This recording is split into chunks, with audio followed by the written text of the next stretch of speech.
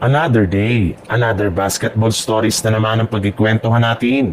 At ngayon nga ay ang pag-uusapan natin ng balitang 4-team trade ng Los Angeles Lakers at ang latest trade sa pagitan ng Golden State Warriors at Sacramento Kings. Ayon nga sa ibinulgar ng isang NBA insider, posible pa rin nga daw na makagawa ang Lakers ng trade sa mga susunod na linggo. Lalo pat, tuloy na tuloy pa rin daw ang pagkuha ng Los Angeles Lakers sa kanilang mga target sa trade. At base nga sa isang source, isa nga daw sa mga target na makuha pa ng Lakers bago magtapos ang offseason ay si Lauri Markkanen.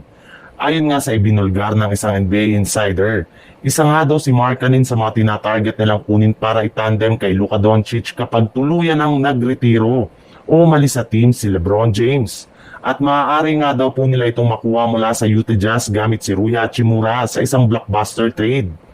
Bukod rin nga dyan, sa kanya ay posible rin naman nga na gamitin dito ng Lakers si Gabe Vincent at ang kanilang pinoprotektahan na 2031 first round pick.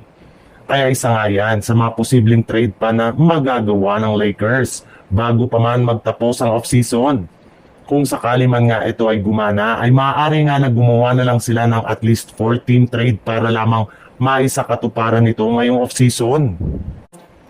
Sa ibang balita naman, dahil nga ilang araw na lang bago magsimula na ang mga laro ng NBA sa preseason at wala pa rin naman ngang maayos na move ang Golden State Warriors ay nag-umpisa na ngang mawala ng pasensya sa kanilang front office ang kanilang mga superstar na sina Jimmy Butler at Stephen Curry. Pareho nga silang dalawa na pinipilit na ang kanilang team na gumawa ng galaw sa lalong madaling panahon at gawa na ng solusyon ang sitwasyon ni Jonathan Kuminga. Kung gugustuhin nga ng Golden State Warriors ay magiging madali para sa kanila na i-trade si Kuminga since napakaraming ang mga team ang interesado pa rin sa kanyang serbisyo at willing na magbigay sa kanila ng magandang trade package.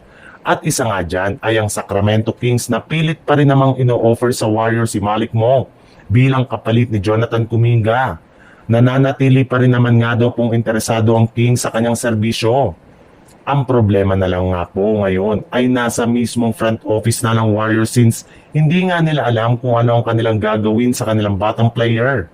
Bagamat man gusto pa nila itong panatiliin sa lineup ay ayaw rin naman nga nitong kunin ng kahit anumang kontrata na alok nila sa kanya.